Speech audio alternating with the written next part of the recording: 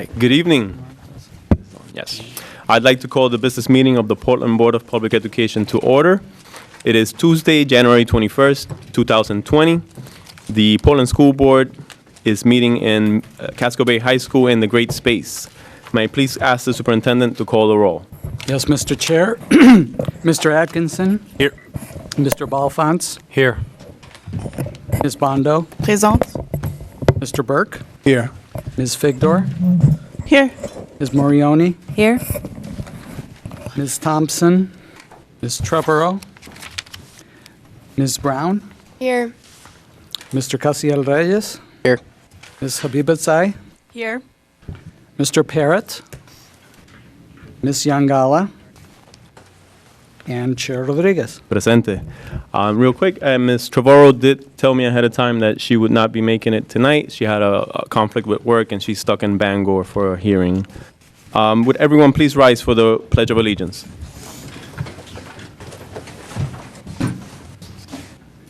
I pledge allegiance to the flag of the United States of America and to the republic for which it stands, one nation, under God, indivisible, with liberty and justice for all.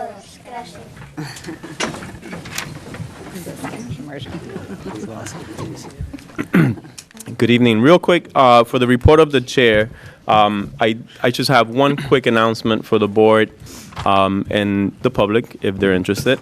We are about to begin bargaining process for 3 different units, and I've asked the board members to volunteer if they wanted to join the team for each of the bargaining units. And so I wanted to announce that for the base contract negotiations, that board member Adam Burke is going to join the negotiations team.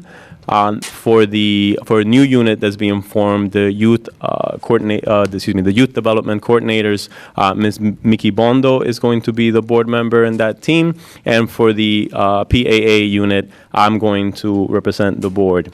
I've shared that information with the superintendent, and we'll once we get the scheduling process in place, we'll be reaching out to all of us so that we can have our availability be considered as we schedule the meetings. And that should be happening rather pretty soon. Other than that, I just wanted to thank the district for being present last night at the MLK annual dinner. It was, once again, an incredible event. Really proud to have been there. Portland Public Schools had 2 tables present. Board members were there. Superintendent Botana and Grace Valenzuela were participated in panel discussions. And overall, it was just really empowering and informative dinner. In my opinion, probably the best one that I've been to, and I've gone to a handful of them already. So again, just really proud of the support that Portland Public Schools had last night, and just the work that the NAACP has done to put this together. And I know there's a lot of people that work really hard to make these annual dinners be as successful as they are.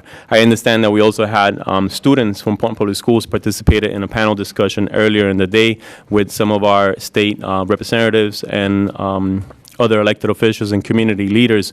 And throughout the night, I kept hearing over and over again how impressed they were, not just with our students from Portland Public Schools, but public school students from other districts who joined in these conversations. So again, just really proud to be in a district that was so well represented, and that that this city has such an amazing event every year to recognize such an important holiday. Having said that, tonight for the report of the students, we are due for a PATH, Portland Arts and Technology High School report, and so we have Mr. Sam Parrott presenting tonight. You have the floor, Mr. Parrott. Thank you. Good evening, everyone. I'm Sam Parrott from the PATHS program, and I'm here to report out on what's going on in PATHS, and it's a pretty big deal. We're halfway through the year now, and as a senior, that's my last 5 months now in public education, so that's very exciting for us. I couldn't include everything going on at PATHS because that's, as you all know, a very, very long list, but I gathered together what I thought was the most important ones, most important few things that I thought I'd like to share. And so on September 26th, PATHS had an open house, and that was a pretty big deal because they had 225 guests, or they stopped counting around 225 guests, and in previous years, they've only had 110, 115, so they more than doubled their guest number for the open house. And the superintendent from Gray New Gloucester came with the entire school board, so that was a big opportunity to share what we're doing here. And on October 18th, 22 colleges came in, college universities, and training schools came in, and they showed the students what was going on there, did some recruiting. Food service with Miss Fearon. We had the harvest meal, the annual harvest meal, which is also a food drive, so we were able to give a large amount of food to local food pantries. So that was great. We've had a couple interesting field trips so far this semester. One to EMCC, one to UMass Lowell, and one to Bowdoin College. The music program just held their second music classroom performance on the 16th and 17th. And I wasn't there for that one, but I can tell you the first one was really blew me away. They have a great group of musicians down there in that program. Also, back to Ms. Farron's food service program, 9 different students have already earned their Serve Safe Food Handlers certification, which is a big deal. As in Mr. Edgebert's auto collision class, they did a service learning project with the Westbrook Fire Department, where they refurbished over 100 Iron Firefighter Memorial grave markers, which is it's a great thing to be doing. PAS hosted the entire faculty of Deering High School for a CTE Professional Development Day. Each teacher spent time going around the different programs, checking it out, seeing what's going on, and they're also doing that with the entire Portland High School faculty later on in March. And that's a big deal because it's getting out there what's going on at PAS, which a lot of schools, they don't fully understand the programs and the depth of the instructors and how deep you dwell into each thing. So that was good to get that out there to those faculty. And also all sophomores of Deering High School came in on the 19th and 20th of December. And Portland sophomores will be coming in on January 23rd. They finally finished the remodeling of the Culinary Arts Cafe, it's a beautiful space down there now. Really looks like you just walked into a downtown Portland cafe. It's a very, very nice area. And they also have a partnership with Coffee by Design, a local coffee company, and they're sending in people to teach them how to be baristas, and they're using their products. So that's also a awesome thing going on. That's all I have today to give you out, but the list goes on and on. If anybody has any questions, just let me know. Perfect. Thank you so much, Sam. Great job on your first student report for PATH. Just me, as you were talking, just really quick, wanted to mention, similarly to adult ed, PATH is something that we probably don't, the community at large probably doesn't grasp how much goes on in that building. Again, we can probably do a better job at projecting it. So your report was just incredibly helpful in accomplishing that. Next, we're up for the report of the superintendent. Mr. Botana, you have the floor. Yep, and I also want to congratulate Sam on that report. That was a fabulous report, especially for a first time. I wish my first report had been that good. But today I'd like to begin my comments by recognizing the Maliseet, Micmac, Penobscot, and Passamaquoddy tribes known collectively as the Wabanaki, or people of the Downland. The original inhabitants of the land on which our city and schools stand. We're honored to have their children among our students in our schools today. Martin Luther King Jr. would have been 90 years old this year. As we celebrate his birthday and legacy, I'm proud that our focus as a district is in close alignment with his life's work. I would like to thank the board members and staff that attended the annual MLK dinner event last night. I was honored to have the opportunity, as Chair Rodriguez mentioned, to be a part of one of the panel presentations discussing the present state of Reverend King's dream, and it helped me to become increasingly cognizant of how far we still have to go. And then I do want to shout out Dr. Valenzuela, because she was in the panel that followed my presentation, and as usual, she was fabulous, and she totally rocked the house. She had people coming up to her afterwards wanting to take selfies with her and sign her speech, and so she was amazing, and I couldn't be prouder to have the team that I have, and Grace was absolutely stellar last night. It's been a week of good news on the budget front. First, we learned from the city that our debt service for FY21, so for this next budget year, is estimated to be about $450,000 less than what we'd been projecting in the multi-year budget due to the timing of the BFOF bond issuance. Later in the week, at a presentation at the superintendent's conference, we learned from Commissioner Pender-Macon that she expects the state mill rate to decrease by 10 cents, so from 8.28 to 8.18. And based on that, our preliminary projection is that this helps us to cut our expected loss in state revenue in half. So we had been projecting about $2 million. We're now projecting about $1 million in loss from the state. And that together, taken together with our debt service decrease, which was those at almost $500,000, our expected wedge is reduced from $8 million to close to $6.5 million. And I, during my presentation later this evening on the elementary reconfiguration, I'll recap that and show you the visual. But we continue our outreach. This coming week, we'll be meeting with MEA and some of our staff to discuss collaboration around lobbying for increased funding and flexibility in funding sources. I want to thank PEA President Carrie Foster, who's been instrumental in getting this conversation and this collaboration with the state organization, with the Maine Education Association organized. Last Friday, board member Adam Burke helped us to arrange a meeting with our federal delegation staff to discuss our current financial projections and engage them in helping us to find solutions as well. While there were no concrete ideas or commitments that came from that conversation, it was from my perspective, very productive to engage them and make them aware of the fundamentals of our budget situation so that they can have that in mind and understand where we are and help us to think through those things. We did discuss pending legislation at the federal level that would bring up to $50 million to the state of Maine for school construction. And obviously, while we wouldn't get all of that, it would be it would be great to have that reinfusion of resources into state construction. So I'm very hopeful that we will continue to discuss that with our federal delegation.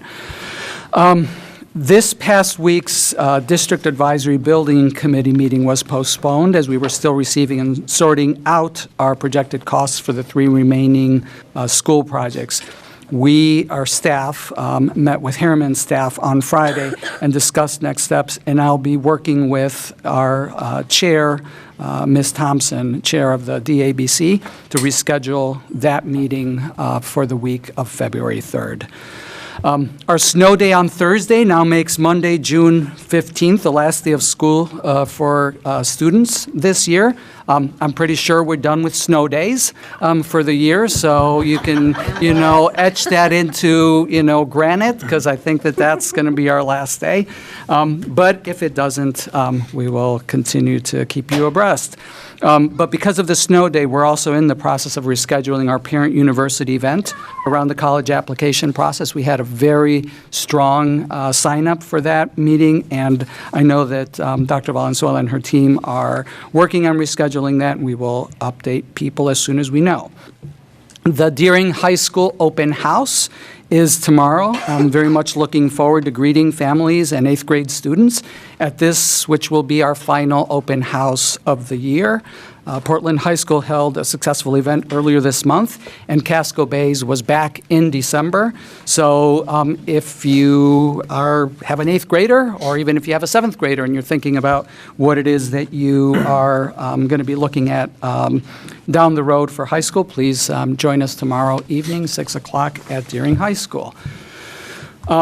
A week ago yesterday, we launched the New Mainers Teller Training at Portland Adult Ed. This effort is a collaboration between Adult Ed's New Mainers Resource Center and 5 financial institutions in the state.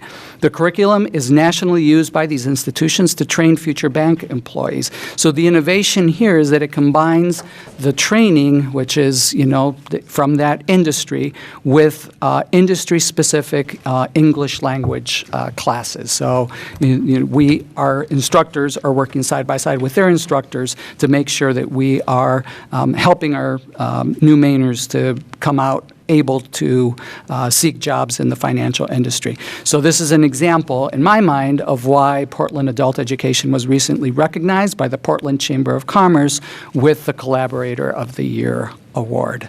I also wanted to let you know, and I didn't know you guys were going to be here, but I know that we have some of our LICEF Spanish immersion families here today, and I wanted to let you know that the Maine DOE recognized the Spanish immersion program at LICEF by placing it in its innovative programs portal, and so this is another great example of the good work that's happening in our schools.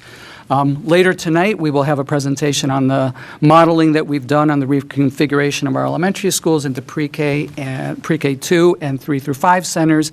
And after tonight's meeting, we will have 2 workshops, one on the plans to rename Riverton for Gerald E. Talbot, and the other one on our revised Lau plan. You'll have first read for both of these items on the agenda, and for those watching at home, we will televise both of those workshops. And that concludes my report. Thank you, Superintendent. No more snow days, guys. That's what he said. Report of the Secretary, consideration and action to approve the minutes of the meeting of January 7, 2020. Is there a motion? Ms. Figdor, second by Ms. Bondo. Are there any questions on the motion? Seeing none, any public comment on the motion? Seeing none. Close the public comment. Any board discussion? An immaterial item, that there's a typo under 1B motion vote. It says it SAS instead of it was. But we'll take that as a friendly amendment. Any other board discussion? Mr. Balfons? Yeah, on top of page 2, spelling of a last name just needs to be corrected. Friendly amendment. They did it to you. Another friendly amendment. Did we get those? Perfect. Any other board discussion? Seeing none, all those in favor of approving the minutes of the meeting of January 7, 2020, please indicate. And that's unanimous. Oh, abstaining. So that's there's 6 of us here today. 1, 2, 3, 4, 5, 6. With Ms. Morioni abstaining, she was not here for that meeting. Students voting with the majority. All right. Next, report of the committees. We'll go down the road, rather down the list. Curriculum and ed planning. Mr. Balfons, you have the floor. Great, thank you. I'd just like to report that our next curriculum committee meeting will be next week. That's Tuesday, January 28th at 6 p.m. And that's all I have. Thank you, Mr. Balfons. Operations Committee, Ms. Thompson is not here yet. Do we have? We have not met. She and I texted about that today, so we're meeting this week, and we'll get it scheduled. Thank you, Superintendent. Finance and Personnel, Ms. Trevorrow, like I said, she's not joining us tonight. I don't know if we want to give any kind of update, maybe high-level stuff.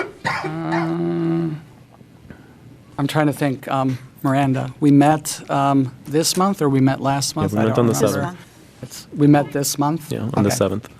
Yep. Can 9th. you do that real quick, because it's all running together in my mind.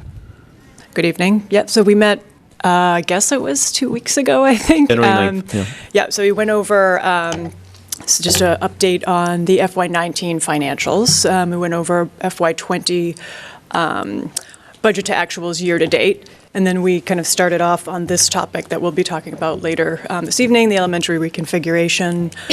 And I think that pretty much was... The calendar. We worked on the calendar. Yep, we updated the budget development calendar for FY21 as well. Perfect. Okay. Appreciate it, Miranda. Thank you, stepping in. Next, Policy and Legislative Affairs, Ms. Figdor. Excellent. I have 2 updates. The Sexual Harassment Subcommittee, which is a new subcommittee of the Policy Committee, met for the first time on January 8th. We had about 20 people that participated in the meeting, including the superintendent, assistant superintendent Aaron Townsend, board members Atkinson, Burke, Rodriguez, Yangala, and myself, and several staff, as well as several members of the community representing different organizations that work on sexual harassment and assault in Portland and the surrounding community. And this was an initial meeting to get to know each other as a committee and to set our work plan. Our aim is to have recommendations to the policy committee and in time for the policy committee and the full board to approve changes to our policies around sexual harassment and assault, as well as our procedures by the end of this school year. So it's an ambitious timeline, but really important work. Our next meeting is on February 5th at 4:30 at Central Office, and everyone is welcome. The full policy committee meets a week from today at 6 p.m. at Central Office. Among our top priorities is updating our code of conduct and other key policies based on a recent equity-focused audit of our core policies that was done for us by the Center for Education Equity. And again, that meeting is a week from today at 6 p.m. at Central Office. Thank you, Ms. Victor. Can I just add real quick, on the subcommittee reviewing the sexual harassment policy, just want to thank Assistant Superintendent Towson for running that meeting. Usually in committee meetings, we don't have 20 people participating, and he did an amazing job setting us up for, like Ms. Victor said, something that's going to be really important work moving forward. So thank you so much for your work, and we're looking forward to the subsequent meetings. High standard you set for yourself. All right, next, Public Affairs. Ms. Bondo, you have the floor. Yes, thank you, Chair. We just had our first meeting earlier today, and we went through our calendar, our year calendar, to make sure then we have our dates for the different meetings. And then we went also with the PPS Parent Ambassador framework design. The goal for the parent ambassadors try to get some of voice come out to the public from parents from different aspects of the Portland Promise. So we're working on that one also, and we for the next meeting we try to build also around if we're gonna continue having our coffee with the constituent or maybe going to the lunch idea that we had built last year. So we will keep you updated. Thank you, Ms. Bondo. Appointments Committee, Ms. Morioni. Thank you, Chair. The Appointments Committee has nothing to report.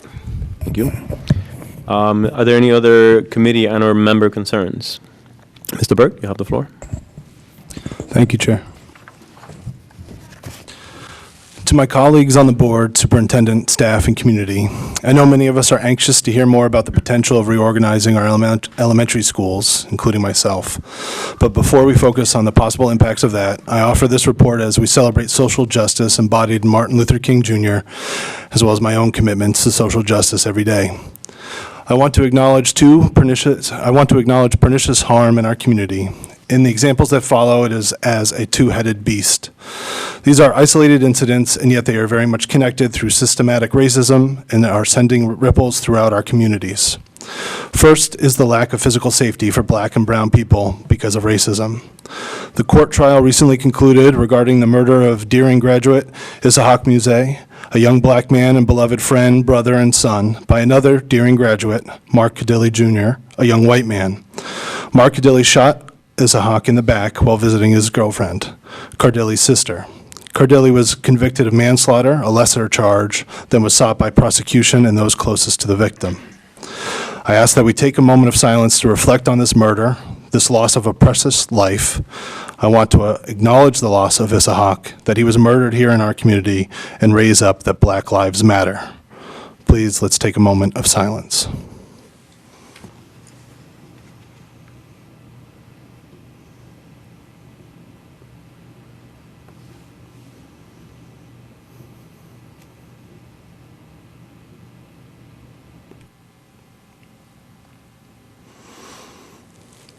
Thank you. In my silence, I ask, what is our role in upholding our district's equity goals beyond academic achievement? While we focus a lot on data related to academic performance and access, we often skipped over the fact that Black and brown people are not safe physically, emotionally, and psychologically in our schools and in our community the same way white people are. We must ensure that our Black and brown students have the same opportunities to live as our white students do, and when harm does occur, the same opportunities for justice exist. The second issue is the systematic spirit murdering that occurs in our schools due to racism. Spirit murdering is a term coined by Dr. Bettina Love for the microaggressions and aggressions that Black and brown people endure in our schools across the country, and includes the erasure of their identity, history, and experience. This is happening in our own community.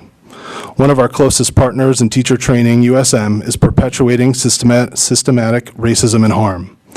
Their educational leadership program inadequately prepares its students in issues of diversity, equity, and inclusion, period. I've participated in interviews where USM graduates cannot answer simple questions related to diversity, equity, and inclusion. The long-term impacts of this can be seen in the story of USM alumna Katie Hawes. Ms. Hawes was superintendent of RSU 21, which encompasses Kennebunkport, and Arundel, and during her time there, she turned a blind eye to racial harassment that a Black teacher was experiencing in her classroom, and then retaliated against that teacher after she reported that harassment and took steps to combat racism in the school. While she was actively under investigation by the Human Rights Commission last summer, USM hired Ms. Hawes to a tenure-track position in its educational leadership program. People inside and outside of USM raised significant concern at the time of her hire, including me. Today, my concern is that we are multiplying the harms of systemic racism and white supremacy in our teacher education programs through an infinite feedback loop. USM inadequately prepares their students to support all students and teachers to be successful, and then hires one of their own, an individual who continues to lack this preparation, and today she is in a position of power, training current and future teachers in our community. Given this reality, the program is and will continue to be an inadequate partner for Portland Public Schools and our goals in equity, whole students, and people. Furthermore, this hiring is a clear signal that USM's educational leadership program lacks the internal capacity to address its own racism. USM is not a safe place for Black and brown people, nor are they safe in rooms or schools where people who have been trained in educational leadership from USM lead or manage. USM President Glenn Cummings, Superintendent Javier Botana, and others have met to create plans and interventions to try to disrupt the systemic problem. I thank them for their good intentions. However, to me, it's clear that the intention is not translated to impact. I have significant concerns about the educational leadership program and USM's ability to self-manage their own biases and blind spots. I expressed these concerns in a letter to the editor and in conversations with President Cummings and Superintendent Botana last year. President Cummings asked me to pull my letter to the editor and give him 6 months to make a change and do better. While I did not pull that letter, I did then and continue to want President Cummings and USM to succeed in this effort. He told me that if in 6 months they weren't doing better, then I should take them to task for it. So here we are. This is all coming home to roost now through the Southern Maine Partnership, which USM runs and which is conducting professional development for teachers in 36 school districts in Southern Maine, including Portland.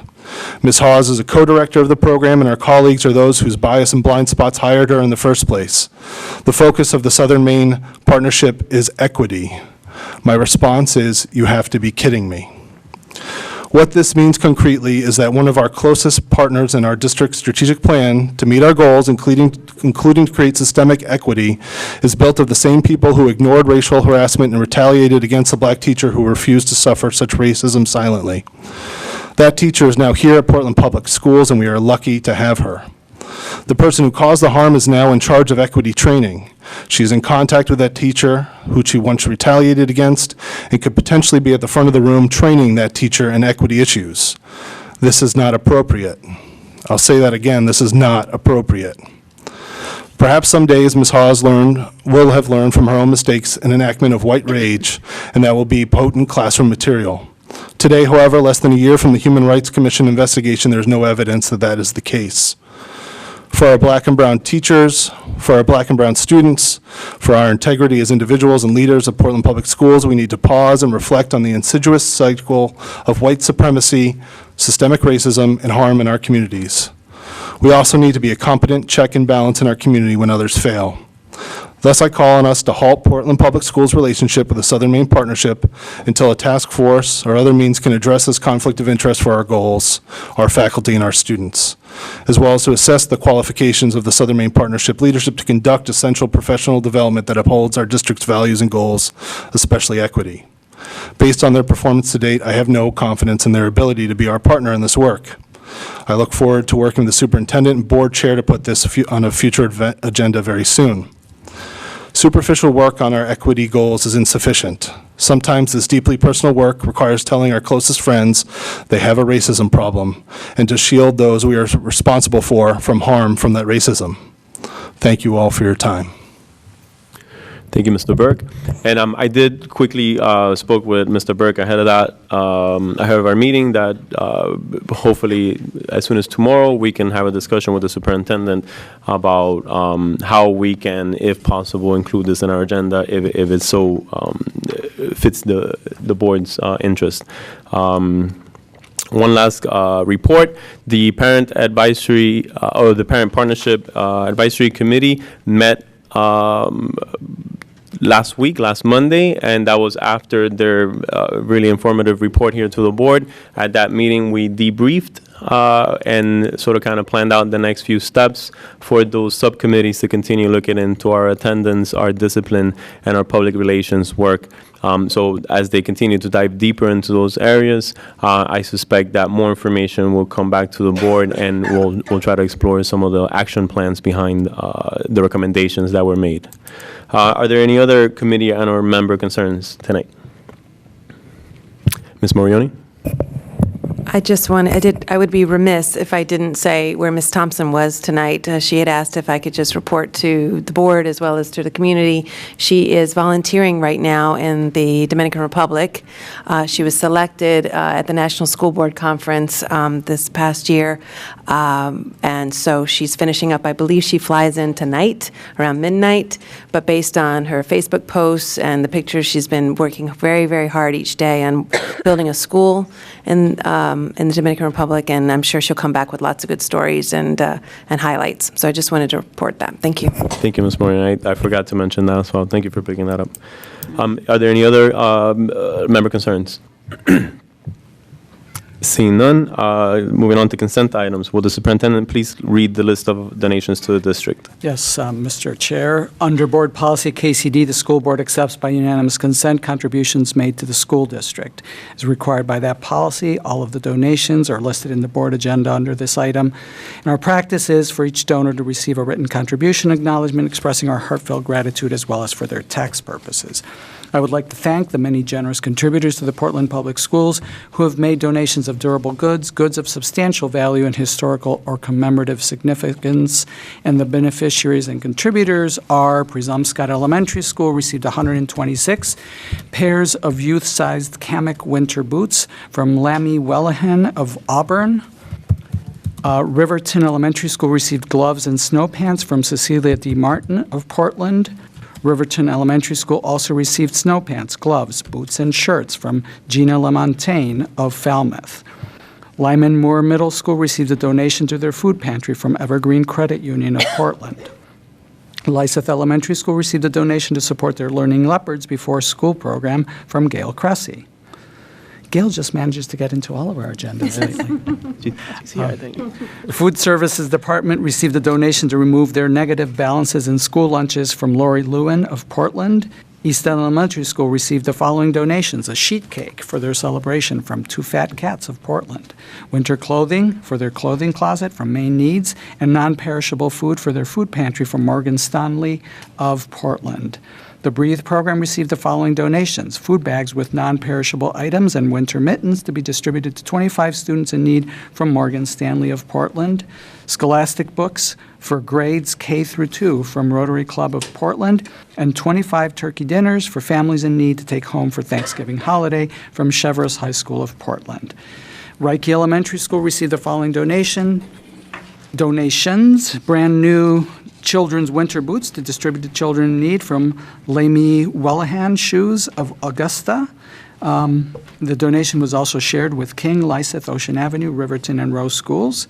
Winter jackets and snow pants to children in need from St. Elizabeth's Jubilee Center of Portland, and food bags with non-perishable food items and winter gloves for their food pantry from Morgan Stanley of Portland. And we're very grateful to all of these generous contributors for their support, their contributions, and their support of the work of the Portland Public Schools. Thank you, Superintendent. Another healthy list of donations to the district. Next, we're moving on to the board focus of educational issues, where we're having the presentation, the update presentation on the elementary reconfiguration option. Superintendent Botana is probably going to lead us on this. We're going to use the overhead projector, guys, if you want to sweep around. Okay, can you guys open that? You guys, we can sit over here and with Morioni and next to Mr. Boffin's spot. Whatever makes you guys comfortable.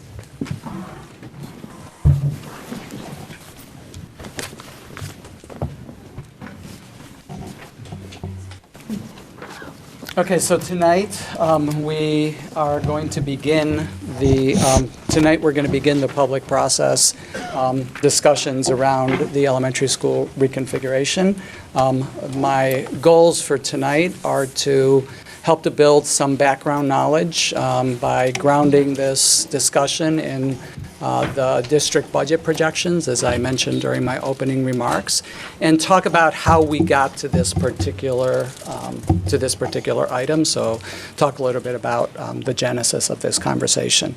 I would like to spend a little bit of time walking through some of the details of what it looks like in application to do that, and to talk about the pros and cons of this option, and then open it up to you for discussion around this item, and then subsequently in conversations with Chair Rodriguez, figure out where we go from here. So does that make sense in terms of what we're trying to achieve today? Okay, so a little bit about the budget basics, and I know that most of the board is familiar with this from previous conversations, as well as from the Finance Committee meetings that we've had where we've gone through this. This is slightly modified to reflect what I discussed earlier in terms of new developments. So you can see our projected budget for next year and how that is, where that is going. So as is normally the case, 80% of that is for salaries and benefits for staff. And then, the remaining 20% is split out, with debt service and contracted services taking up the bulk of that. And then, this is particularly important for those who are not familiar with the way that funding works for schools in Maine. The bulk of the funding, the revenue to support that budget is coming from local property taxes, and the remainder, there's roughly 5% from other sources, most of which is federal funding, and then the difference, so about 15%, is what we actually receive from the state in what the state calls the EPS formula. And so, that varies from year to year, but it's been about 15% of our budget for the past few years. And then this is what we project our budget to be next year. So we project it going up by 5.4 million, so about 4.6 is what our year-over-year projections call for. And that's largely to cover baseline costs and the escalations associated with that. So our contractual salary increases, debt service increases, the expansion of pre-kindergarten, and some modest inflation-based increases for non-salary items. So I mentioned in my remarks the Wedge, and many of you have seen this. This is the revised Wedge, and it's a little bit, as I mentioned, better than it was before in that we've gotten some good news over the last week. And, again, to sort of underscore the point that I just made, most of our revenue comes from property taxes. And so, that's when we think of increases, that's what, drives our conversation. So this line basically shows you our projections for this coming year and into the following year. And we're doing that because I think it's important to contextualize that the situation that we're facing today is not something that we're just looking at for this year. It's something that we project will increase and continue to increase into the future unless, something is fundamentally changed. So either, EPS changes or we have other revenue sources. But otherwise, we're what you're going to see in a minute, which is the projections in terms of state funding, are moving in the opposite direction. So that's what it looks like for us to think about, what is ahead. And so, I think it's important to contextualize that, that has a significant impact on, our requirements as a school district on taxpayers. And so this year's projection, the $1 million loss in state revenue and the $5 million increase in our expenses totals, roughly, $6 million, and that's about a 6% increase on the school portion of the tax rate. And so I just going to underscore that for 1 second. That's the school portion of the tax rate. So, we're roughly half of the tax rate, with the city being the other half. So that would be a 3% tax increase coming from the school district increase. Then whatever the city's tax increase is would be added on to that 3%. So does that make sense? Okay. So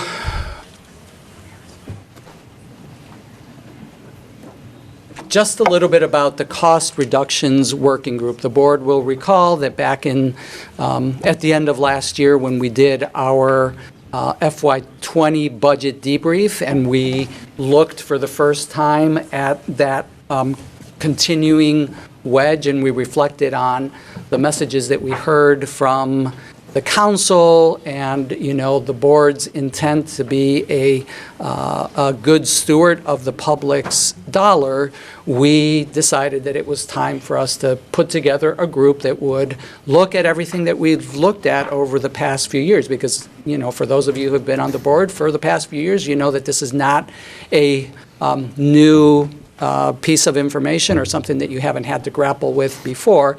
So we thought, let's, well ahead of the budget process, let's, take a step back, look at what are some of the possible ways in which we can reduce our costs as a district. And so, we convened that working group. It was made up of myself and our Director of Budget and Finance, Ms. Fasulo, as well as board members Figdor and Davis, to really, look at all of the different possibilities and start to look at what are the kinds of questions that are likely to come up and to really begin to understand the feasibility of implementing any of those reductions. And so for those who have followed our work closely and have come to Finance Committee meetings and so on, you've seen this sheet, which is also in the board packet today and, was in the board packet at the last meeting. And so these are the, the list of potential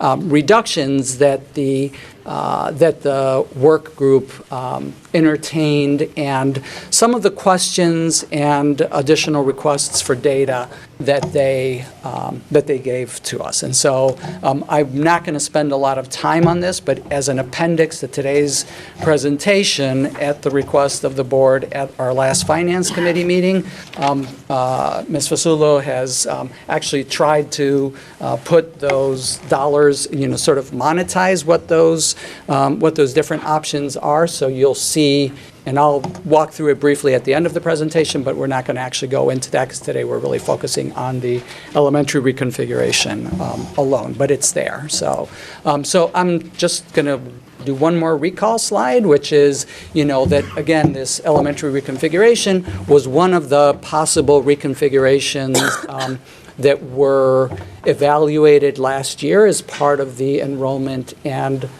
facility study when we went through that extensive expensive and, very involved process. And, I do want to make sure that that I remind the board that while there was a recommendation from the commission to evaluate one of the options, which is not this option, and the board concluded at the time that it did not wish to pursue that we, we were directed to continue to look at these options and how they would play out subsequently. And so we've continued to do that. And you'll see in one of those possible reductions that we also talk about what is the potential savings from moving the central office administration building and things along those lines, which was, in all of these reconfiguration options that we evaluated last year. That was one of the things that consistently was in there. So since then, what we've done is we've discussed this option now at a fairly thorough level with senior leadership at PPS, so then with my cabinet and with our elementary school leaders, and we've also discussed it with the Portland Education Association. So with Carrie, and I know Carrie has recently sent out a survey. She shared the results of that survey. I believe some of you have that as well. I don't know that everybody does, but that there are feedback from teachers that received that survey. We modeled it with current enrollment. If you go back to that previous page that showed the enrollment and facility studies projections last year was about $1 million. As you know from the materials that you've seen that we're going to talk about in a couple minutes, it's less than that in real time in this year. So it's 660 to $780,000 that we project that we would be able to save through that option for. And so we're still working with principals and with department heads to validate and surface concerns, and I'll talk about some of those in a few minutes when I get to that slide. So this is what the reconfiguration options that we've evaluated are. So we have two different models, Configuration 1 and Configuration 2. In Configuration 1, the way that schools, the basic premise for all of these reconfigurations is basically creating matched schools, with one school serving the primary student population and the other serving the intermediate student population. So that's the way that these are organized. And so the only thing that changes from Configuration 1 to Configuration 2 is the way in which those schools are paired up. In all of these instances, we paired schools that their zones are geographically contiguous at some point, and this is modeled with the existing boundaries, so we did not change any of the boundaries in any way. So all of the demographics that we're going to go through, as well as the actual, what we would project the class, the number of classrooms needed is based on current enrollment, and so it assumes that everybody rolls up to the next year, which is the way that we do our staffing every year. And for those who have been around for a while know that it works generally well, and sometimes we wind up with a class that might be under-enrolled, or we wind up having to add a class at the beginning of the school year when a large contingent of students moves into a school. But generally, it works this way. So I just wanted to walk through, because I know that one of the concerns that I've heard people express is concerns about class size going up. So I want to be very clear about the fact that we are not in any way, shape, or form increasing class size. The thresholds that we use for class size continue to be the thresholds that we use. So that's 16 kids in pre-kindergarten, 20 kids in 20 students per teacher in kindergarten, and 22 in first and second grade, first, second, and third grade, and then 25 for fourth and fifth grade. And so you can see here, and this is the fundamental way that this was conceived in the enrollment and facility study last year. The way it was fundamentally conceived as, the charge to the EFS was to figure out ways to reduce our costs by being more efficient. So this is an effort to be more efficient. So we stay within those thresholds, the 20, 22, and 25, but because we have more students of one grade in each of our schools by bringing together the student population that is now distributed into 2 different schools, we're able to have fewer classrooms to still meet those thresholds. And you can see that in that first scenario, we would expect to reduce 13 classrooms combined over the 4 combinations of schools. And, the class sizes would increase in most grades, but not all grades. So if you look at third grade in that configuration, the average class size would stay at 20, which is what it currently is. If you look at the other side, the same is true for the third grade and for the second grade, that would remain at on average, at the same class size as it is today. But I just want to underscore that in all cases, we're below our threshold, because at wherever we, surpass that threshold, we added another classroom, and that drops the number of students that are needed. Okay, with me so far? Okay. So let's talk a little bit about the pros and cons. And so this is for those who are members of the Finance Committee or who have read the packet from the last Finance Committee. You've seen a version of this. This has been evolved a little bit since then, based on feedback that we've received from staff, feedback that we've received from the Finance Committee at that session. So I'm just going to walk through these fairly quickly.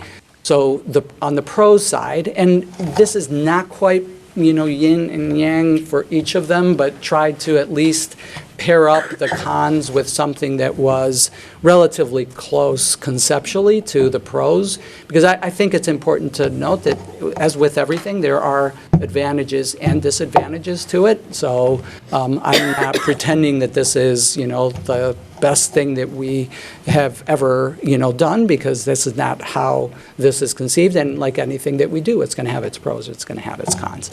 So, but one of the advantages that we feel strongly about is it gives us the ability to specialize curriculum, professional development, the curriculum, the projects and things along those lines that would be taught just by virtue of, having the ability in a school to focus all of your efforts on, on a particular sort of grade span, primary or intermediate.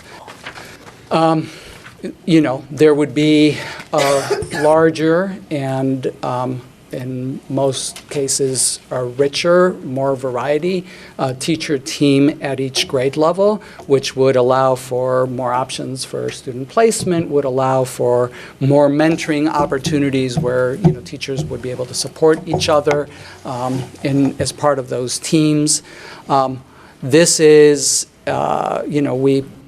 we would be all starting at the same place. Oftentimes we do these things and one school has to carry the brunt, and then the other schools are just continuing to click along. And in this case, everybody is having to start, restarting their school culture, organizational routines, and things along those lines, because everybody is, changing in some way as a result of this.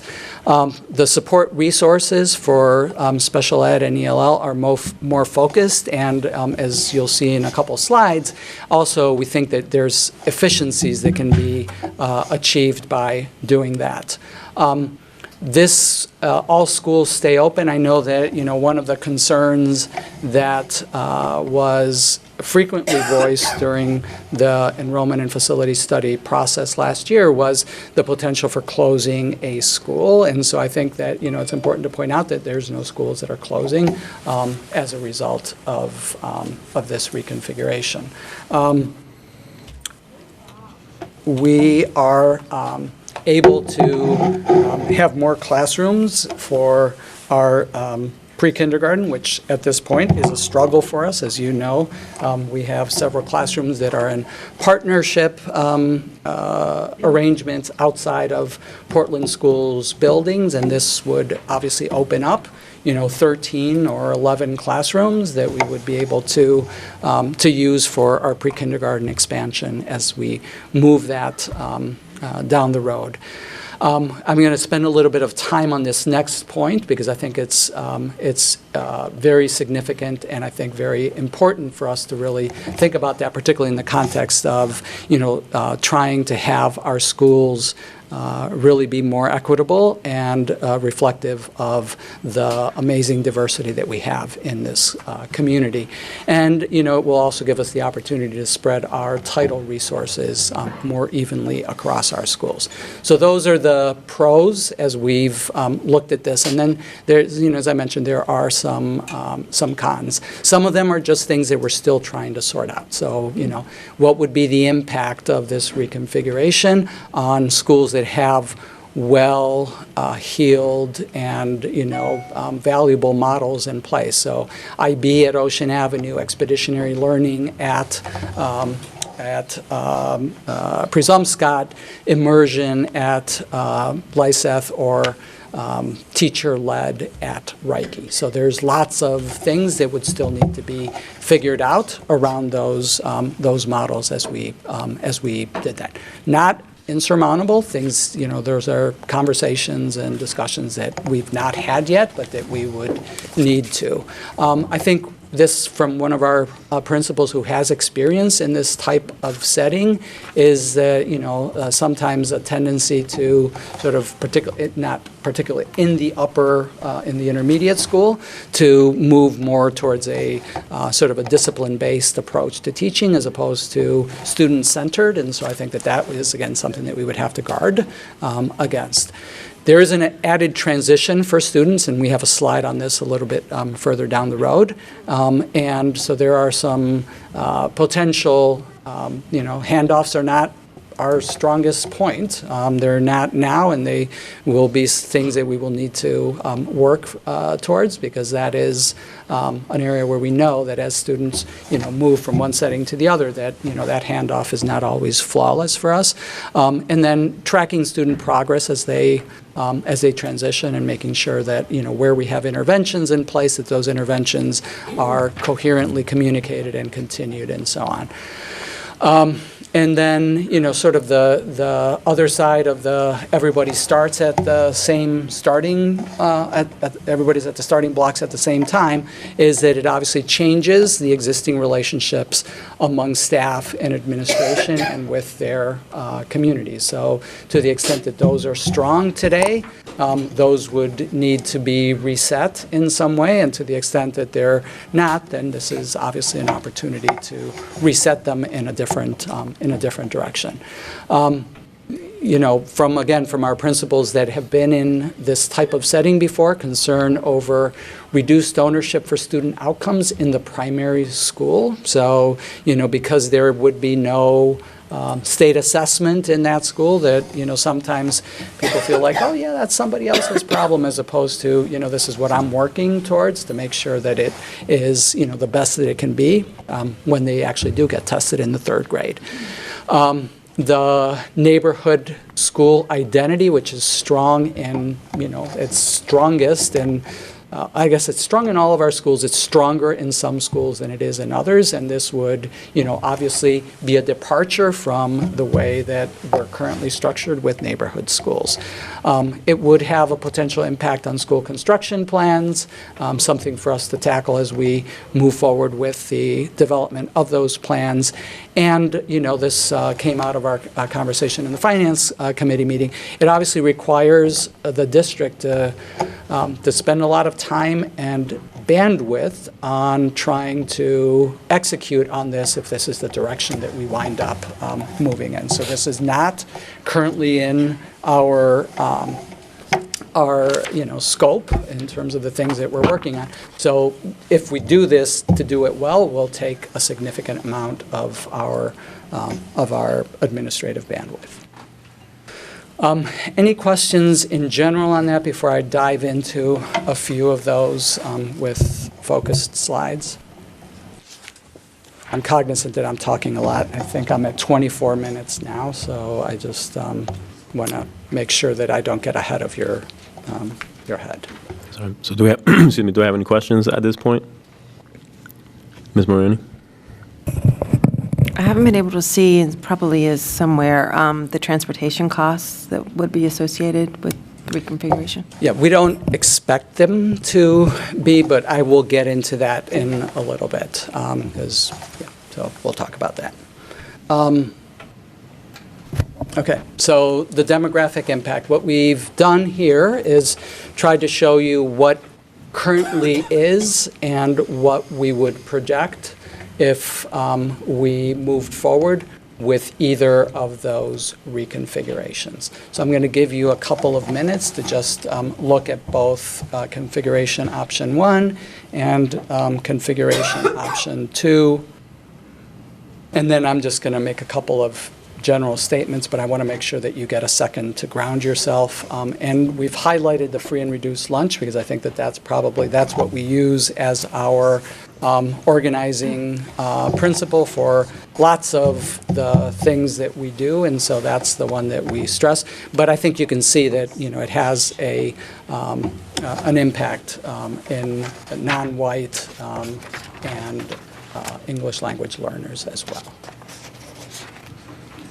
So I'm assuming you've had a chance to look at these. I'm not going to walk through them in detail. So what you can see is that it evens out our percentages of free and reduced lunch students across the district considerably. So in both options, we tend to level down at some schools, level up at other schools, with the net effect of actually bringing our schools to be closer to what our district average is in all of those areas. So I think that we look at that as a powerful positive out of this reconfiguration option, is that we have our schools. We believe that we lead with the fact that we are the most diverse school district in the state, and that isn't just a nice thing to put on your letterhead, but it's actually good for students to be exposed to that diversity. And this does a significant amount of work to make that true on both ends of the continuum. So whether you're free and reduced lunch or not free and reduced lunch, whether you're English language learner or not English language learner, and whether you're what are we using? BIPOC, or so a Black, Indigenous, person of color, or not. So that is the. So you can see that from that perspective, our numbers are better as a school district. So talk a little bit about the programmatic impact. So you heard some of the, and this is primarily from a positive lens. So what are the advantages that we see in what this reconfiguration would bring? And so I just talked briefly about the educational benefits of diversity and integration. For those of you who have been around for the last couple of years, know that when we started Parent University, one of the, the very first event we had brought Amy Stewart Wells, who is a well-known researcher in integration and the impact of racially diverse schools and what the benefits are for all students. And so, to the previous slide, that's one of the very tangible benefits of this approach.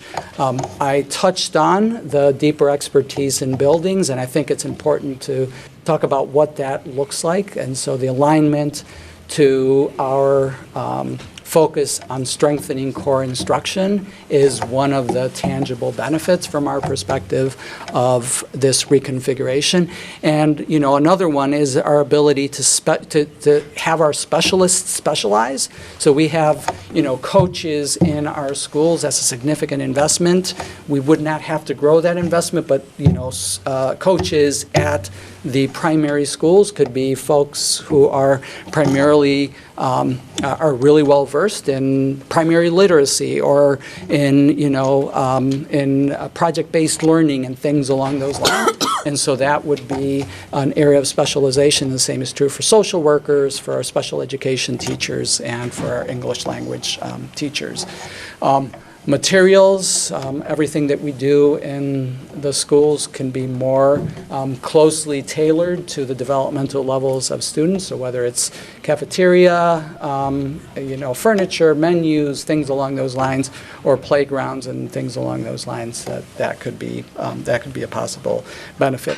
Our work on positive behavior interventions and support, so that's the way that we help to articulate what are the common expectations that we have in the school, what are the expected and unexpected behaviors, how do we behave, what are the norms of our school community, can be more developmentally appropriate, so they can be focused on early primary and intermediate, as opposed to, like, we need to have a common language across the school, and it may sound too elementary for the fifth graders, or it might be like too hard to actually verbalize for our kindergartners.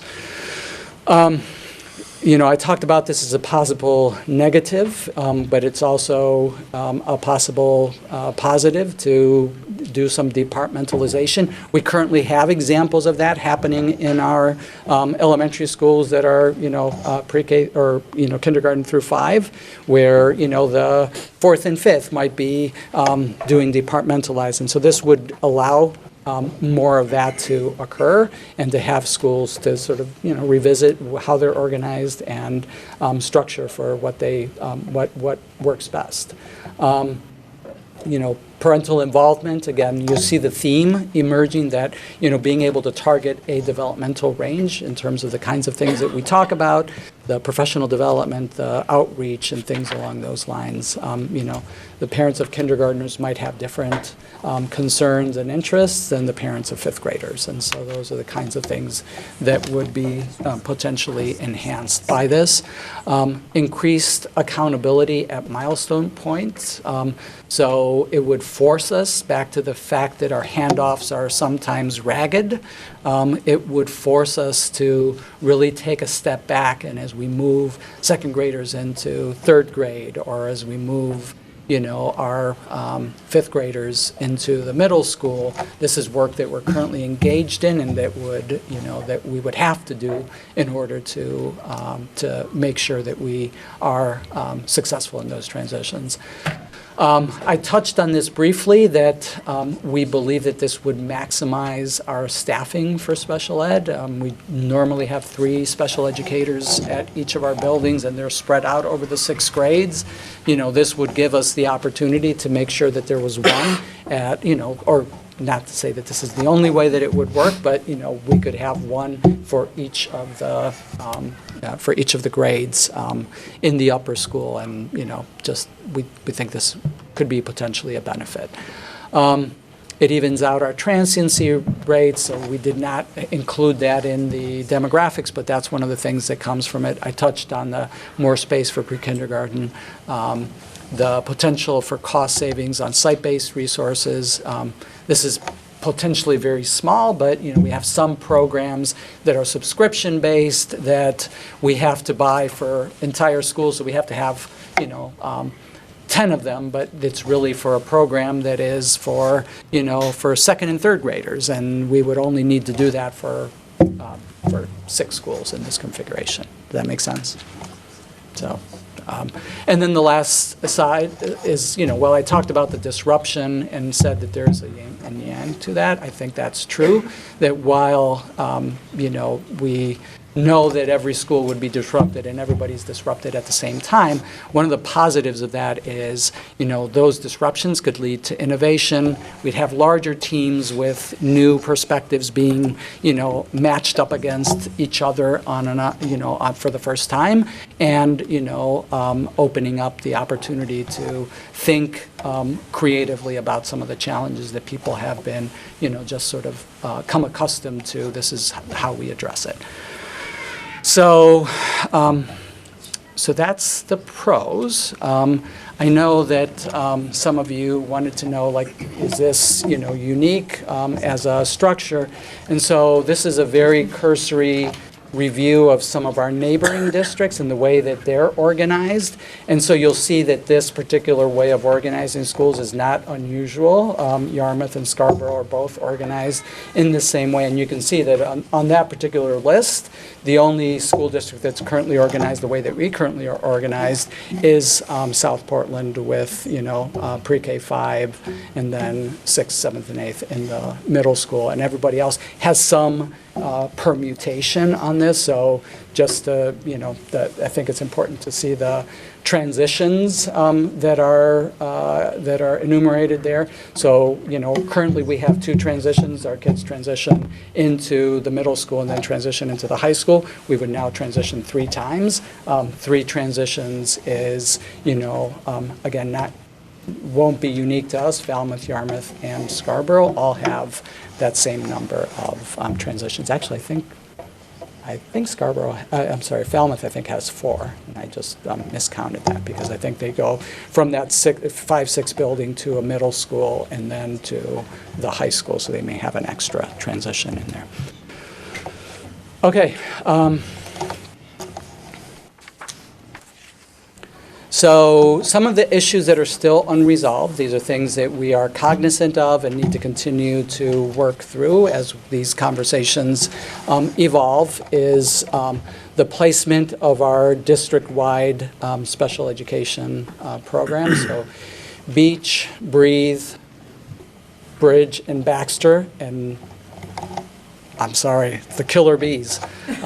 So I don't know how that actually came to pass because Baxter isn't even ours. It's just coincidental. But so all of those programs are currently configured in response to the way that our schools are configured.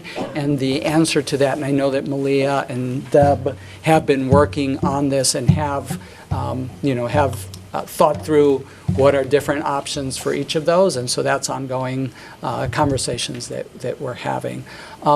Placement of pre-K, there's a slide in the appendix that I'm not going to go through, but you'll see that, and I think it's fairly self-explanatory when you look at it, that based on our capacity in our buildings, we're not in a position where we can have all of our buildings be this neat pre-K 2 and then 3 through 5. So we're going to have to make some decisions about whether we want to have pre-K 2 and then pre-K 3 and 5 in some of our configurations, or if we want to just have pre-K 3 and 5. I think that's going to depend on a case-by-case basis.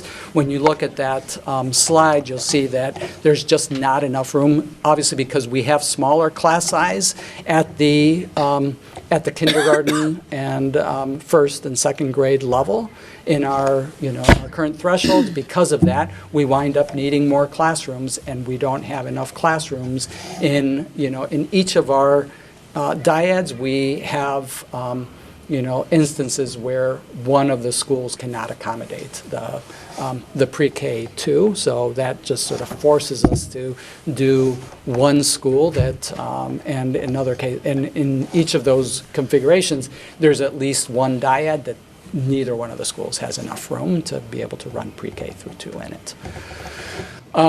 And so we know that there's implications for the school rebuilds as we move forward with Longfellow, Brezomscott, and Reike, and then obviously staffing implications if we were to move forward with this and we were to reduce that number of positions, how much of that could be achieved through attrition with people retiring, resigning, and moving on to other positions, or we would need to actually exercise the reduction in force provisions in the contract. And so that's it in terms of my presentation. I have a number of appendices that I just want to spend a minute on. So this is a beginning effort to share some of the cost reduction options. And so there are some from the list that are not yet documented. So Miranda and I are continuing to work on that. And but we tried to show that. I do want to point out that, for example, if you look at this first slide, that the athletics is just athletics, not co-curriculars. And this is total current cost, so this is not to say that we could save $1.9 million because that would imply that we would have no sports. So, but that's the overall universe of how much we spend on athletics, and so we will, Miranda, Aaron are working with the athletic directors on that. We will have a subsequent workshop on that issue, but I just wanted to point that out. And then so we organize those into programmatic reductions. And the other one is in facility relocations or closings. And just for just a refresher, I put in all of the enrollment and facility study options there, and tried to shorthand. So we can talk about these if you're interested, or you can go back because the slides from the enrollment and facility study are also included in there, what the reconfiguration would actually look like. So that's all laid out there. Then we also looked at, this was not on the list, but we thought it would be helpful to also look at what would it look like if we just increased class size across the board without reconfiguration, and it's significantly less than what it would be if we did what we're talking about. And then a couple other things, including the central office relocation. And then you have a couple slides that show what I was just talking about earlier, which is the fact that you have some of these configurations where you can't do pre-K through 2 without without a problem. And so in those cases means that we'd have to do something with pre-K not being in the kindergarten through 2 building. It might have to be split out, or in the 3-5 building. And I think that's it. And then the others are just the detailed slides from the enrollment and facility study. So that's it. All right, so real quick, before we start with our questions, like I've been reminding the board ahead of these board focus on educational issues updates, this is intended as an update. Please feel free to ask as many questions and on any of the questions that you're interested. But potentially some of the questions that we're asking, we're going to be queuing it up for the superintendent to get back more information for us. Having said that, I think you guys know the drill for now. So if we have any questions, you have the floor. Mr. Burke, you have the floor. Thank you.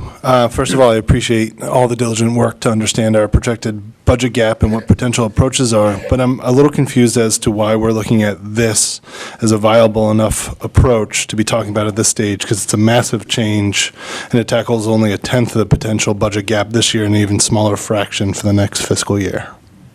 And it's one of multiple options that we're going to need to look at. I think this, through the work of the cost reductions work group this summer, we identified this as one that we'd never really explored in depth.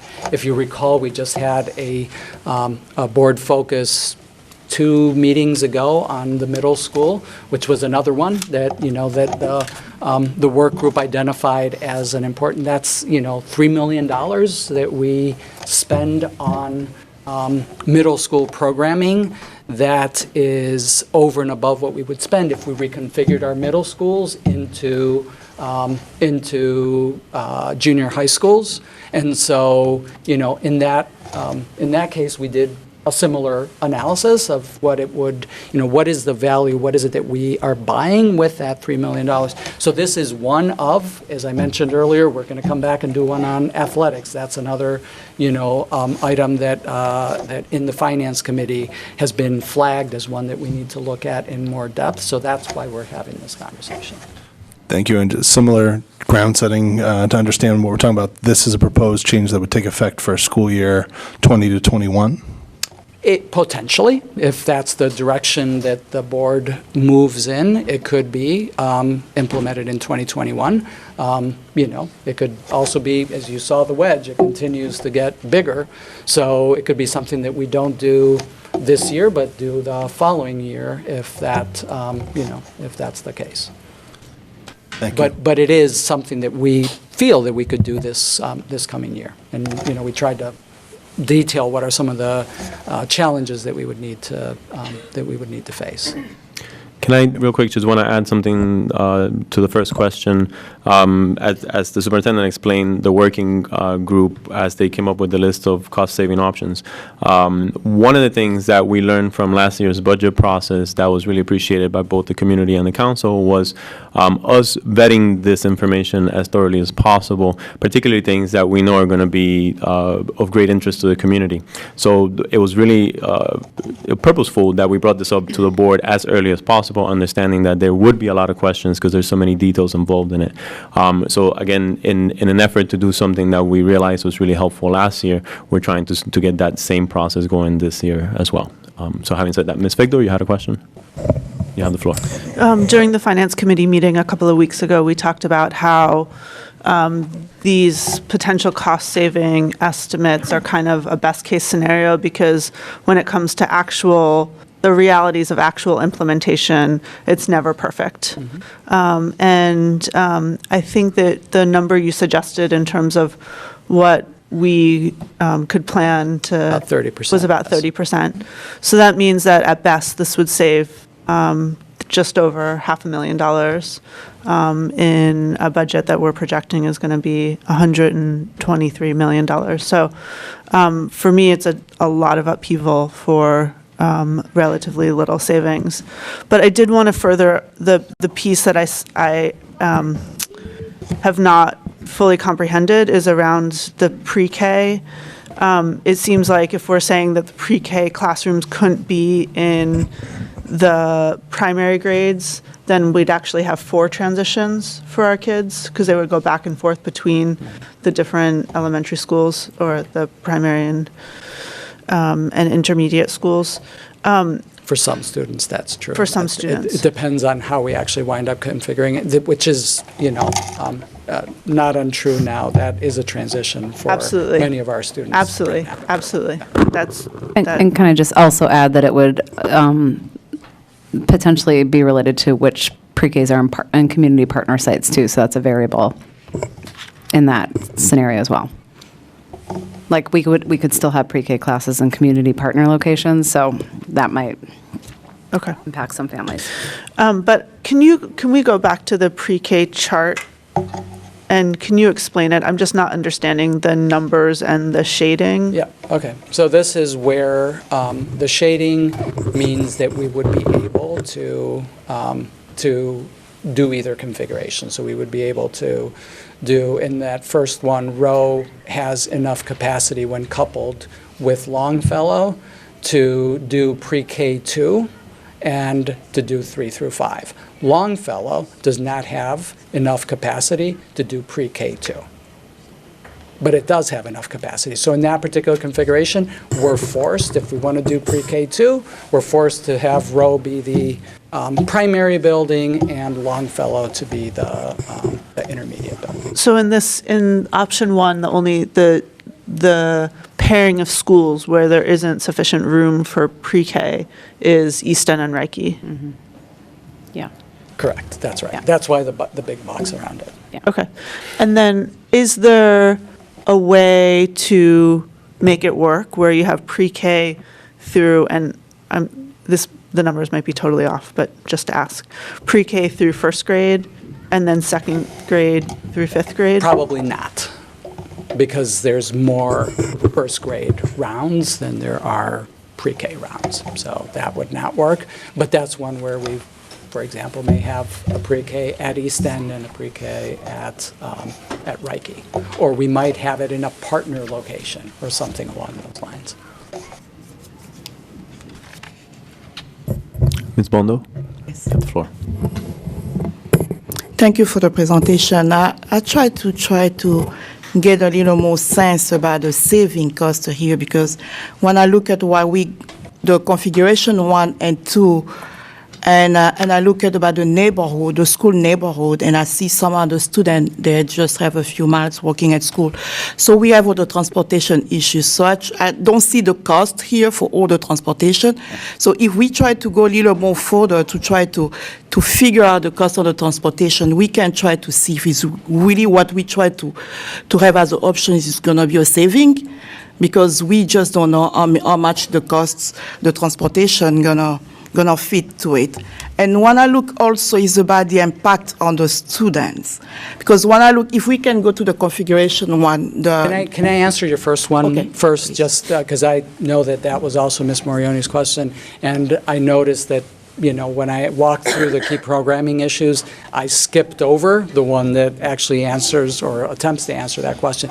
The school start times, as you know now, we have significantly different school start times. We have 3 different rounds of elementary school start times, which is done primarily for transportation purposes. So we're looking at this as a net neutral cost for transportation, but there are some significant issues that we need to work through and this probably is too weedy for right now, but because I don't know how else to try to explain it, is one of the possible benefits of doing this, back to our conversation about professional development, is the ability to have all of our 3-5 buildings start at the same time. That way, when we bring staff together for professional development after school, we would have everybody be able to start at the same time, which we can't do right now, so it becomes very difficult to do anything district-wide. And so that's a major challenge for us from, our focus on core instruction. Doing that would require then that we have the primary building start at a different time as the 3-5 building. So that's not going to work, because it's challenging for parents to have a second grader who starts at 8:30 and a third grader that starts at 9. So in order to do that, then we're probably going to have one dyad that starts at 8, or 2 dyads that start at 8:30, with all of our transportation resources invested in those 4 schools during that 8:30 start time, and then transporting, shifting those resources over to the other 2 dyads for the second round. So it's not, in essence, it's no different from what we currently do. It's just going to be, for some kids, it's going to be, a longer ride on the bus, and for other kids, it's going to be a shorter ride on the bus. So. Thank you. Can I go with my second question? Your second one, yeah.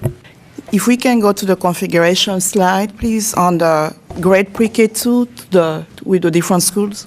This one, the other No. districts, or? The school configuration. the elementary configuration models. Yes, right here. Okay. Because the way I know is that each school has a specific areas. I mean, like the Ocean Avenue, they have an international baccalaureate program, and the Lycée, they have the Spanish immersion. So now the way we see that, so that means you have a specific student never going to be exposed with those programs. So how are we going to do? Because when I look at Lycée, Ocean Avenue, they're all lined on the grade pre-K and 2. That means some of our students, they're never going to be exposed to none of those programs. So how are we going to think about implementing some of those different programs on all the grades so they can be exposed? Because now the way we see 4 to 5, they are all being exposed to the same opportunity on the language immersion. So now when we're moving to those configurations, how those programs can be now impacting most of our students. For us to be able to continue the immersion, it would be at both Riverton and at Lyseth. For us to, consider IB, we would have to think about, do we take IB to Longfellow? Or if it's Ocean Avenue with Presumpscot, do we do IB or do we do expeditionary learning? So I think that those are, that's actually called out as one of the potential cons in the next slide. At the top, impact on school model, IB, expeditionary learning, immersion, and teacher-led. Those are cons, things that we absolutely would have to figure out. Again, I don't think that it's impossible to figure them out. I think those are, conversations that we will need to have if we move down the road with this. Can I just go ahead? Of course, yeah. Carry on. I know that we really invested for the BRAVE program. It was so very important to myself as well. So can we know exactly when we're going to have those configuration for those programs? Are they going to stay on those specific schools, and are we going to move those students? Yeah. Do you want to answer that? Yeah, Rebecca, I mean, you've- we don't know if they would stay in those specific schools, but the Breathe team, Deb and Christy Moran, the director of the program, have looked at this and made recommendations and feel like it's very workable. And there's some potential positive opportunity, probably clustering the pre-K 2 classrooms together in the 3-5, so that then the Breathe teams actually have peers in the school to do more collaboration and tag teaming with. So from their initial look at this and some of their recommendations, there was some upside, actually, from their perspective, if we were to move in the direction of the configuration. But we haven't talked yet about specific schools and where programs would go. Thank you. Thank you. Any other questions? Ms. Figman? Can I ask a clarifying question about the transportation? I don't think there's any cases in which, unless a student is at the edge of a district right now, a catchment area right now, I don't think there's any students that are going to face reduced travel times. We would be adding travel times for students, at least for one portion of their elementary school education. So I just want to be clear, that should be a con, because you're taking kids and it's taking them longer. They're on a bus where before they weren't, or they're on a bus for longer. But I do think that should be acknowledged as a con in this proposal. I think that's fair, but I do want to, I mean, there are, we have consistently, we get phone calls and requests from people that say, I live only, walking distance from school A, but I'm actually zoned to school B, so. But those are the exceptions Yes, in absolutely. large part. Yes, absolutely. Okay, Ms. Maroney, go ahead. This is just a clarification. Did you say, Superintendent, that if we don't choose this option and we stay with our current costs, it was a 3% tax increase to the overall budget? I mean, not including the city portion of the tax increase for 2020, 3%? Again, this is our year-over-year budget. This is not my budget yet. That's, coming in March, but that's like, right now, if we look at what we're projecting for next year, that's exactly right. 3%? Yeah. Okay. And just for clarification, thank you. Good. I have a question on the more equitable redistribution of the title funding. It is so under the two configurations options. Is there any greater benefit to the second configuration that brings us pretty much every school above 50%? Not every school.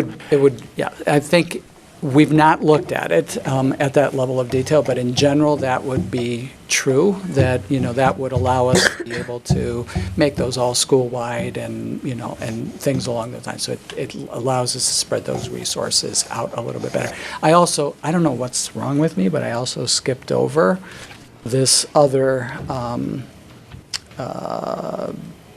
key programming issue. I think it's in here. Yeah, implications for the community eligibility program. That is our current, the way that we organize our food service programming for, for 4 of our schools, for Reiki, Presumpscot, East End, and Riverton. Those schools are community eligibility. Everybody in the school is eligible for a free lunch based on the fact that there's sufficient number of students at that school to meet that threshold. And by leveling this, the only schools that we expect would remain community eligibility schools would be whichever school is matched up with East End. So whether it's Presumpscot or whether it's Reiki, in those configurations, those schools would continue to be eligible for community eligibility, but, Riverton in both scenarios loses its community eligibility, and depending on what the configuration is, either Reiki or Presumpscot also lose their community eligibility.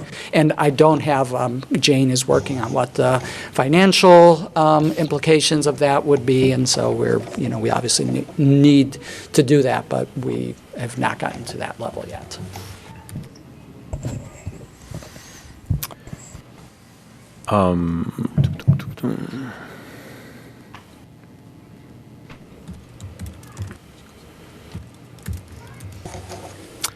Yeah, so I'm sorry, do we have any other questions? Any other board member questions? I have one more. Mr. Burke, go ahead. In relationship to the distribution of title funds, what does that mean for programs like Rise and Shine at East End? It's premature, but again, East End is the one where they're going to continue to be East End and its partner school are going to be schools that are going to be at the top of our eligibility list in terms of funding. So they will likely continue to get, the highest level of funding for the district, but it could potentially be less. And, there's a different conversation. I know the curriculum committee is, deeply into this conversation, and the finance committee will be soon as well, that we are losing significant federal funding, and as a result, that's going to have an impact on programming across the district, whether we do this or not do this. But, Thank you. yeah. Ms. Mondo? Just have a question about losing teachers. So we think about 11 or 30. It just depends on the configuration. Are you thinking about which area of the teacher is going to be abroad, and we're going to figure out if we go to the options, are the selection of those 11 or 13 teachers? Yeah, so ideally, Maybe we would do choose. it through attrition, so through retirements or departures, of any kind. That's ideally how we would do it. If we didn't do that, then the contract with the Portland Education Association outlines a specific process for doing that, and that's what we would have to follow. Okay, thank you. Mr. Atkinson, you have the floor. Thank you. So I think one of the important pieces of this, and I know it's sort of a not quite exactly this topic, but the cost reduction options, that larger spreadsheet of all the different things, I think that's really important. And I was just wondering, is that available to the public in some? It's actually, the cost reductions sheet is actually in this in this packet. It's a part of the Finance Committee packet, so you would have it there. And obviously anybody who wants it, it's all they have to do is ask. Yep. Great. I know there's a lot of public interest here tonight, and appreciate that, and hope that folks will take that and look at all of the different options that we may be forced to consider, and consider this option as just one of those options that we're going to evaluate as we look at the budget process for the next year. Thank you. And just to add to that, if we can, I know that the most current budget calendar that we mentioned having updated, if we can also make that available, as that is where this conversation will continue to happen, is throughout the budget process. And I know that Miranda and Grace are looking to set up our annual webpage on the budget process, and so that should be, high traffic. No, and you do a great job, sir. I'm hoping that board members, obviously, the great interest from the community, and so we'll hear a full list of questions to continue diving deeper into this issue. So I'm sure that will bring them to the Finance Committee and the subsequent steps as we continue to explore these options. If we don't have anything else, we'll wrap up the board focus on educational issues, and we'll move on to the next item on the agenda. Thank you, Superintendent. Real quick, just because I know this is the most common question that I've been asked over the last few days. Public comment. So tonight we did not expect to have public comment. In the budget development process, there'll be a public hearing at the Finance Committee level. We'll be able to take public comment. There'll be a public hearing at the board level where once it gets referred, the budget gets referred to the full board, where we will receive public comment. And then if and when clearly we will eventually send the budget to the council, they also, as part of the process, will have a public hearing where public comment could be provided or be delivered at that point. So again, at the Finance Committee level, at the full board level, and then at the City Council level, there'll be opportunities for that. Ms. Bondo? Yeah, I just want to add also on the public affairs. So we're going to have a public forum Look at that. before the budget. So I think the public's welcome to try to attend so we can have some comment adding on that. So. Thank you for reminding me. That's a really helpful opportunity for people as well. Ms. Victor? Just one comment. I also want to just appreciate everyone who's here tonight for various issues regarding our budget, and just remind people that we're here and considering some of these options: elementary school reconfiguration, the middle school model. At one of our recent meetings, because we're hearing from the City Council, that is putting a lot of pressure on our budget. So appreciate your coming to our meetings, and make sure that you're also weighing in with the City Council.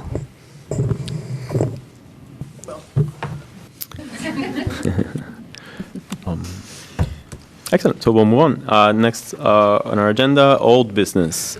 Consideration and action pursuant to sections 2307 and 1485, subsection 4 of Title 20-A to authorize the superintendent of schools to transfer from available funds budgeted for the FY 2019 fiscal year operating budget no more than 5% of the total appropriations for any cost center to another cost center or among other cost centers for FY 2019 fiscal year operating budget, provided that the total FY 2019 fiscal year operating budget shall not be increased by such transfers. The superintendent shall provide written communication at the time of such authority is exercised. Is there a motion? Ms. Victor, second by Mr. Balfans. Miranda, are you going to speak on the motion? You have the floor. So you all have the full memo in your packet, but I will just give you an abridged version of that memo. So as most of you know, our FY19 audit work is still underway, but it is close to wrapping up. And after completing a variety of different types of year-end reconciliations, there was just one item that needed a board-approved budget transfer before we can close out the year. So I'm seeking approval for 2 transfers in order to fund just one deficit. The transfers would move $185,260 from the student and staff support category and $100,000 from the other instruction category. These are the 11 state categories. In order to fund $285,260 deficit in system administration. The budget deficit in system administration can be attributed to a year-end adjustment required in order to balance medical and dental liability account balances.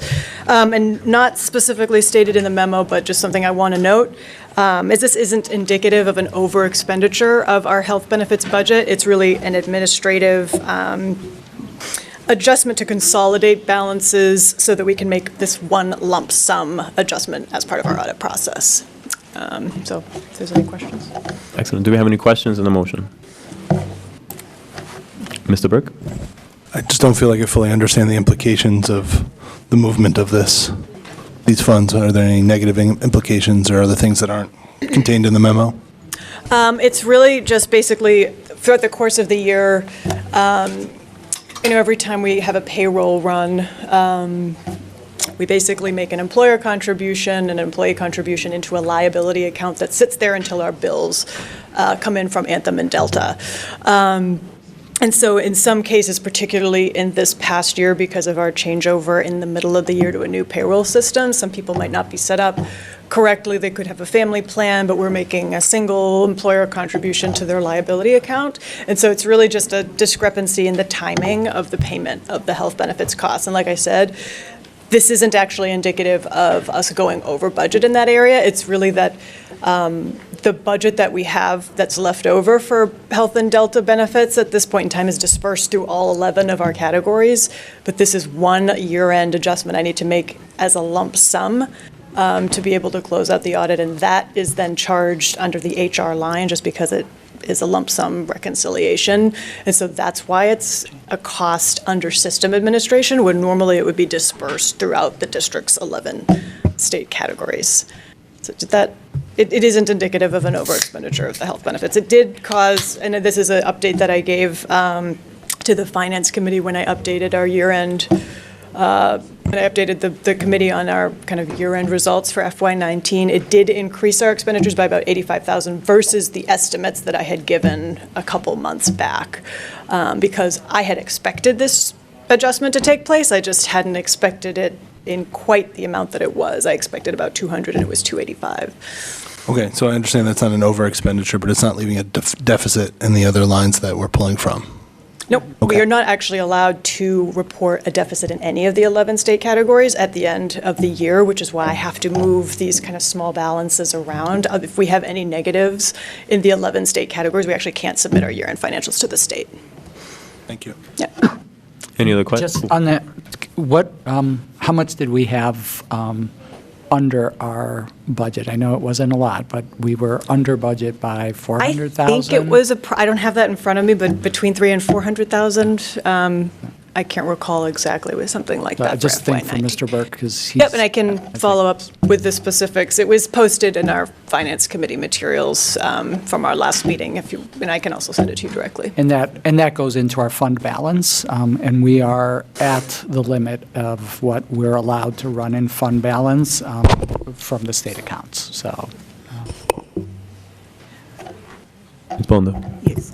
It's a clarification question. When we do the transfer from the student and staff support fund to try to cover the deficit, so are we going to have enough in that category? Yes, that's why I split it between two categories, as we didn't have quite enough in any one category. All our balances are pretty evenly dispersed amongst the 11 categories. So I had to pull Right. from a couple different places. This is last year's budget. Yes, so this is budget FY19. that has already been spent. These are the adjustments that need to be made Okay. so that our audit is clean when I see. Yeah. Yeah, Thank you. to be clear, this is old budget, ended 6 months ago. We're just finishing up our audit. we're just cleaning up. We're talking about 3 different fiscal years at once at this point in the year, so. 2019.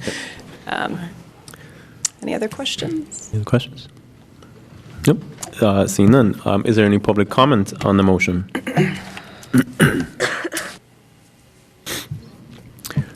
Seeing none, we'll close the public comment. Any board discussion? Seeing none. Oh, jeez. All those in, sorry, I didn't mean to laugh. No, I got it over here. All those in favor of pursuant to sections 2307 and 1485, subsection 4 of Title 20-A to authorize the superintendent of schools to transfer from available funds budgeted for the FY 2019 fiscal year operating budget, not more than 5% of the total appropriations for any cost center to another cost center or among other cost centers of FY 2019 fiscal year operating budget, provided that the total FY 2019 fiscal year operating budget shall not increase by such transfers. The superintendent shall provide written communication at the time such authority is exercised. Please indicate. And that's unanimous with the students voting with the majority. New business. We have a first read on the resolution to rename Riverton Elementary School as Gerald E. Talbot Elementary School. And as you know, we'll have a workshop at the end of tonight's meeting to discuss the details around that motion, or around that business. Also, we have a first read to revise policy IHBEA, programs for students with limited English proficiency. And we also are scheduled for a workshop at the end of tonight's meeting on the LAU program, or LAU plan. There are no comments on first reads. And given that it's before the hour of 10 o'clock, well before that, is there any public comment on items not on this evening's agenda?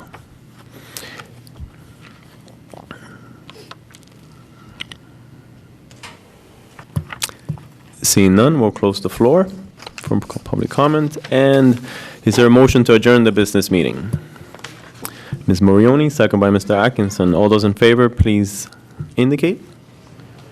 That's unanimous with the students voting with the majority, and we've adjourned at 7:49 p.m.